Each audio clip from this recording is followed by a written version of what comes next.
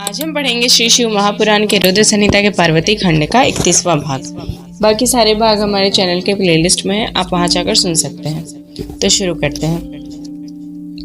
मेना द्वारा द्वार पर भगवान शिव का परीक्षण, उनके रूप को देखकर संतोष का अनुभव, अन्यान्य युवतियों द्वारा वर की प्रशंसा, पार्वती का अंबिका पूजन के लिए बाहर निकलना तथा देवताओं और भगवान शिव का उनके सुंदर रूप को देखकर प्रसन्न होना। ब्रह्मा जी कहते हैं, नारद, तदनंतर भगवान शिव प्रसन्नचित हो अपने गणों समस्त देवताओं तथा अन्य लोगों के साथ कौतूहल पूर्वक गिरिराज हिमवान के धाम में गए। हिमाचल की श्रेष्ठ पत्नी मेना भी उन स्त्रियों के साथ घर के भीतर गईं और शंभु की आरती उतारने के लिए हाथ में दीपकों से सजी हुई थाली लेकर सभी ऋषि पत्नियों तथा अन्य स्त्रियों के साथ आदर पूर्वक द्वार पर आईं। वहां आकर मेना ने संपूर्ण देवताओं से सेवित गिरिराज पति महेश्वर शंकर को, जो द्वार पर उपस्थित थे, बड़े प्यार से देखा। उनकी अंग कांति मनोहर चंपा के समान थी। उनके एक मुख और 3 नेत्र थे। प्रसन्न मुखारविंद पर मंद मुस्कान की छटा छा रही थी। वे रत्न और सुवर्ण आदि से विभूषित थे। गले में मालती की माला पहने हुए थे। सुंदर रत्नमय मुकुट धारण करने से उनका मुखमंडल उज्जवल प्रभा से उद्भासित हो रहा था। कंठ में हार आदि सुंदर आभरण शोभा दे रहे थे। सुंदर कड़े और बाजूबंद उनकी भुजाओं को विभूषित कर रहे थे।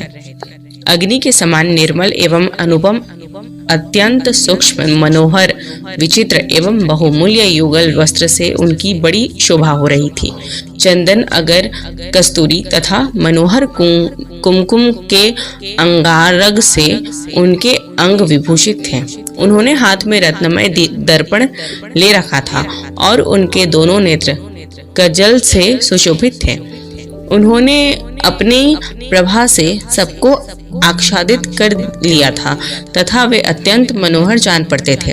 अत्यंत तरुण, परम सुंदर और आभरण विभूषित अंगों से सुशोभित थे।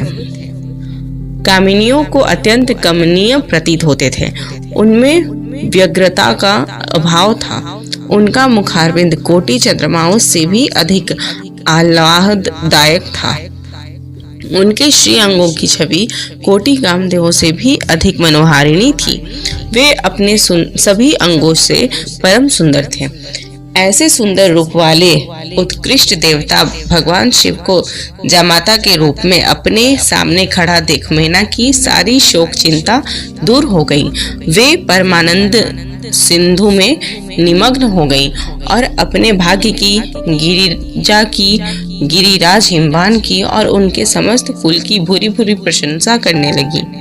उन्होंने अपने आप को कृतार्थ माना और वे बारंबार हर्ष का अनुभव करने लगी। सती मेना का मुख प्रसन्नता से खिल उठा। वे अपने दामाद की शोभा का सानंद अवलोकन करती हुई उनकी आरती उतारने लगी। गिरिजा की कही हुई बात को बारंबार याद करके मेना को बड़ा विस्मय हो रहा था। वे हर्षोत्फुल्ल मुखारविंद से युक्त हो मन ही मन यूं कहने लगी, पार्वती ने मुझसे पहले जैसा बताया था उससे भी अधिक सौंदर्य में इन परमेश्वर शिव के अंगों में देख रही हूँ। महेश्वर का मनोहर लावण्य इस समय अवर्णनीय है। ऐसा सोचकर आश्चर्यचकित हुई मैना अपने घर के भीतर आई। वहां आई हुई युवतियों ने भी वर के मनोहर रूप की पूरी पूरी प्रशंसा की। वे बोली, गिरिराज नंदिनी, शिवा धन्य है, धन्य है। कुछ कन्याएं कहने लगी, दुर्गा तो साक्षात भगवती है।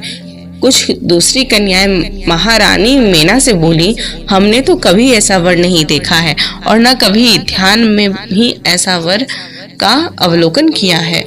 इन्हें पाकर गिरिजा धन्य हो गई।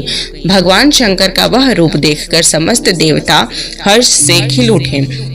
श्रेष्ठ गंधर्व उनका यश गाने लगे और अप्सराएं नृत्य करने लगी। बाजा बजाने वाले लोग मधुर ध्वनि में अनेक प्रकार की कला दिखाते हुए आदर पूर्वक भांति भांति बाजे बजा रहे थे। हिमाचल ने भी आनंदित होकर द्वारोचित मंगलाचार किया। समस्त नारियों के साथ मीना ने भी महान उत्सव मनाते हुए वर का परीक्षण किया।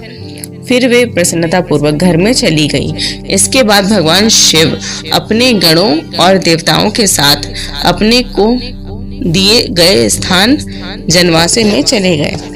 इसी बीच में गिरिराज के अंतःपुर की स्त्रियां दुर्गा को साथ ले कुल देवी की पूजा के लिए बाहर निकली। वहां देवताओं ने, जिनकी पलकें कभी नहीं गिरती थीं, प्रसन्नता पूर्वक पार्वती को देखा। उनकी अंग कांति नील अंजन के समान थी। वे अपने मनोहर अंगों से भी विभूषित थीं। उनका कटाक्ष केवल भगवान त्रिलोचन पर ही आदरपूर्वक पड़ता था। दूसरे किसी पुरुष की ओर उनके नेत्र नहीं जाते थे। उनका प्रसन्न मुख मंद मुस्कान से सुशोभित था। वे कटाक्ष पूर्ण दृष्टि से दिखती थीं और बड़ी मनोहारिणी जान पड़ती थीं। उनके केशों की चोटी बड़ी ही सुंदर थी। कपोलों पर बनी हुई मनोहर पत्र भंगी उनकी शोभा बढ़ा रही थी। ललाट में कस्तूरी की बेल्दी के साथ ही सिंदूर की बिंदी शोभा दे रही थी। वक्षस्थल पर श्रेष्ठ रत्नों के सारभूत हार से दिव्य दीप्ति छिटक रही थी। रत्नों के बने हुए केयूर, वलय और कंकण से उनकी भुजाएं अलंकृत थीं। उत्तम रत्नमय कुंडलों से उनके मनोहर कपोल जगमगा रहे थे। उनकी दंपत्ति मणियों तथा रत्नों की प्रभा को छीन लेती थी और मुख की शोभा बढ़ाती थी। मधु से पूरित अधर और ओष्ठ बिंबल फल के समान लाल थे।